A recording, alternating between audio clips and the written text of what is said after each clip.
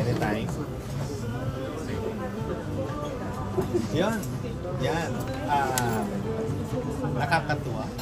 Ganda-ganda mo. Your new hair. Sabi ko nga kanina, because I'm in love. In love na naman. Palaging in love, nakakainis. Pero matagal mo na ba ang plano na magpaiksi ng buhok? This year talaga. Gusto ko talaga magupit talaga. At sabi ni Dong, nung nakita niya yung new hair. Gusto niya. Actually, syempre, bago ako magpagupit, sinabi ko sa kanya. Ganun naman kaming dalawa eh. Sabi niya, go! Tapos nakita niya kami niya, grabe, lalo kang gumanda gano'n. Ikaw talaga, basta gustong-gusto niya. The first month of the year, renewal ng contract mo for this endorsement. So, ito simula pa lang. Napa-oo lang ako. Oo, pero ano naman, sabi mo nga, pagka yung mag-end ng year talagang yung mga endorsement, alam, pinaplano na yung mga schedule. So talagang ganun ka-meticulous, no? Oo, medyo ako yan, very organized talaga ako pagdating sa mga ini-endorse ko at sa mga gagawin ko talaga. Gusto ko yan nakalatag lahat, malinis lahat. Oo. At so ano pa ang mga goals and plans for the year? The year, ang gusto ko lang din talaga is mas magkaroon kami na mas malalim na relasyon ng mga anak ko, and especially the relationship with Dong, kasi lumalaki na yung mga anak ko eh. Alam mo yun, kapag lumalaki na pala yung mga anak ko, nag-iiba na talaga lahat. Totoo talaga yung sinasabi nila. So, gusto kong magkaroon na mas malalim na relasyon ba para sa mga anak ko. And especially kami ni Dong, kahit anong busy namin, nag-promise talaga kami sa isa't isa na magkakaroon talaga kami ng time namin together. Nakakatuwa nga yung start ng year na magkakasama kayong mag-anak sa Dubai. At talagang kitang-kita yung Kaya talaga nag-break din ako in social media na talagang wala talaga akong post kasi gusto kong maramdaman ng mga anak ko na hindi importante yung telepono ko. Sila yung nakafocus ako at sila yung importante sa akin. Ano yung reaction nila nung nasa Dubai na kayo? Masaya talaga kami, as in lahat yata, basta lahat ng park pinuntahan namin. Tapos actually, nag-beach pa nga kami doon. So, alam mo, kahit malamig, tinaray talaga namin lahat ng mga bago sa amin. So, alam mo, pag pinag-uusapan pa rin namin hanggang anong favorite mo na pupuntahan natin? So, yun pa rin yung sinasabi nila. Ano yung naging nila? Ano yung na favorite nila? Gusto ba nila yung sand dunes? Ang favorite part nila is yung magkakasama kami everyday na hindi namin kailangan, alis kami because mama have work, daddy have work. Talis kami yung, Mom, Dad, is this real? Namin bakit? Because you don't have work. Parang, okay. So, alam na nila, naiintindihan nila na ang trabaho ay trabaho. Pero pag nandito kami, kayo yung focus namin. At yung talaga yung goal namin ni Dong na maramdaman nila na kasi actually, di ba, yung last year, nung time ng rewind, wala talaga kaming time at all. Na parang umiiyak si Zia sa akin na, Mom, it's Christmas and then Christmas you have work. Parang, medyo... Okay. Pero itong Dubai, after New Year naman po, diba? Doon kami nag-New Year. Okay. Dire-diretso na yun.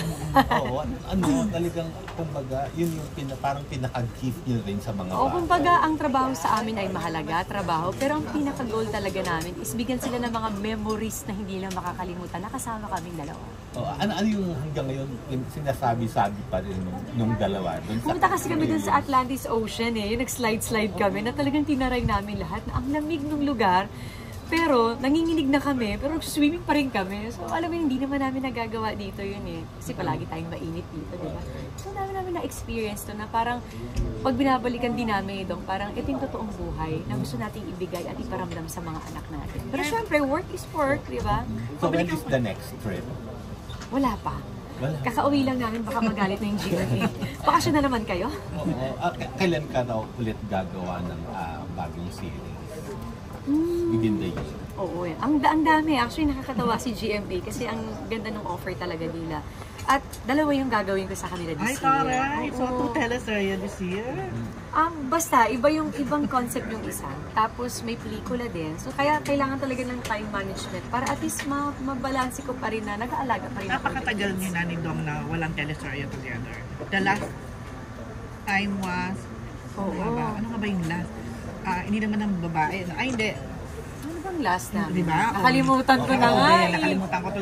Pero yun nga, ang tagal-tagal na. Wala pa kayong plano na sama muli sa isang Pipili lang kami, movie together or soap together. So, dahil hindi kayo nag-movie nitong 2024, possible na movie ngayon 2025. Tignan natin. Parang ibalik natin ang rewind fever. Tignan natin. Okay. Ang dami kasi, ang ganda ng mga kwento, ang daming offer. So, talagang sabi ko, kailangan kong busisiing mabuti kung ano yung mga dapat ko talagang gawin. Kasi hindi ko naman kayang gawin lahat eh. Dahil paano ko maalagaan din yung kids, si Dong, tapos may GMA ako, tapos movie. So, kailangan talagang salain. Yan, babalikan ko lang yung yung 10th anniversary ninyo. Kasi parang, talagang pilano nyo. Kasi, looking back tayo nung kinasal kayo, talaga naman 2000 yata yung invited that time, di ba, na buong Mall of Asia. So, this time, parang kayo lang, tapos with the two kids. So, kasi di ba, marami nag-aabang yan eh, magkakaroon ng renewal, and then another bongga ba to? Pero bakit yun? Nag-usap kami ni Dong, sabi ko, ano bang presensya ng pagpapakasal? Ano ba ang meaning nito sa atin? So, malinaw sa amin at pinagkasundoan namin na ang pagmamahalang ito na tumagal ng 10 taon ay relationship naming dalawa kasama na yung mga bata. Siyempre, marami kami mga mahal sa buhay katulad nyo na nandyan para sa amin. Pero ano ba talaga ang gusto naming, alam mo yung e-perception para lalo na sa mga bata. Gusto naming makita ng mga bata kung saan kami kinasal, kung anong ibig sabihin ng love at kung gaano namin kamahal ang isa't isa. Ngayon kung maraming tao ang nandoon, hindi kami makaka-focus sa mga bata at paano nila ma-realize kung anong ibig sabihin ng kasal. Ano sabi nila during that time or after? Kinikilig sila. Tapos, basta may nangyari kasi night before that. May ginawa si Dong sa akin, nakaharap yung mga anak ko. Ginawa ni Dong? Oo, basta yun na yun. Hindi na ako magdidetalye. Pero nung ginawa ng asawa ko yun sa harap ng anak ko, humahagulgul talaga ako na parang... Nag-propose siya ulit. Alam basta. Parang kayo na. So may mga ganong instances na parang sabi ko, ito talaga yung nagmamatter sa akin. Sa mata ng mga anak ko at sa asawa ko, ito yung totoong buhay na pinapangarap ko na nasa akin talaga. So, nag-propose siya ulit. Basta. So, Italia din naman. Sa daming camera. So, yan, if ever, every 10 years, gusto nyo to na i-renew palagi. Yung inyong... At isa rin, hindi lang dahil gusto namin nagmamahalan kami, matibay. Hindi. Kasi gusto rin namin pasalamatan yung sa taas. Kasi yun talagang pinangahawakan talaga namin. Buong pamilya namin. And hindi ko lang nasabi din kanina, every night kasi is nagba-Bible study kami ng mga anak ko. Every night. Yun yung bonding namin. Medyo nabalitaan ko ngayon yan, na parang, I know naman na I make time talaga every night, kahit isang verse lang. At alam mo, yung magpo-post and count kami na, ano sa'yo nito? Anong kwento sa'yo nito? Anong masishare mo?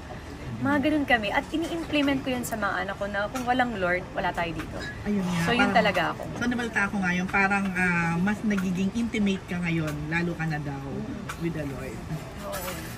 Siya talaga. Yung personal na relationship. At gusto ko yun i-implement sa mga anak ko. Kasi lumaki ako sa lola ko na yun ang pinanghawakan ko eh. Kahit na may broken family ako, kahit na, alam mo, hindi naging maganda yung childhood ko.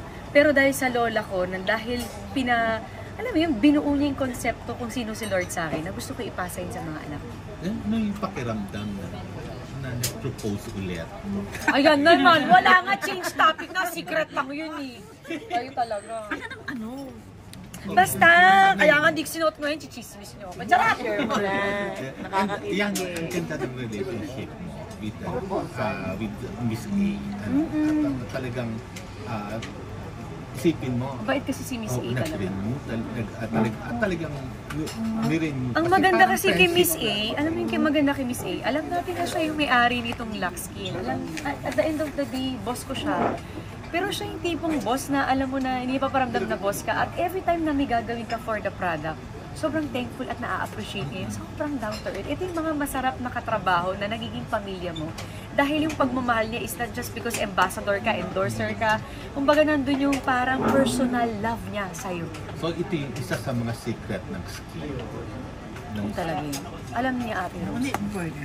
Kaya sabi ko may relationship kami ni Miss A na hindi lang, Miss A nag-post ako ha. Hindi kami ganun. Minsan walang posting pero Miss A kita mo ginagamit ko today.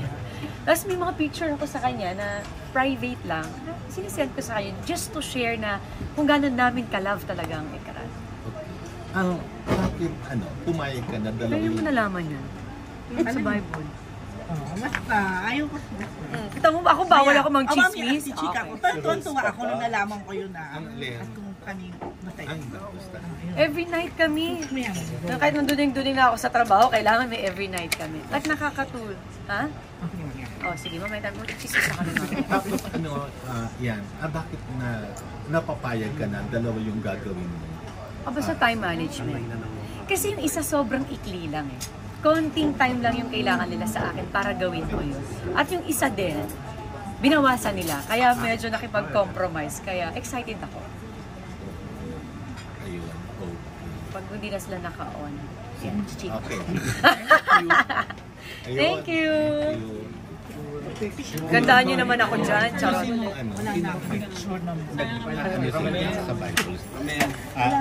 Madami kami kasi yung coach ni Zia sa swimming. Siya ang nag-invite sa amin. Actually, ano kami Ako kukuha sa'yo every dali. Sunday?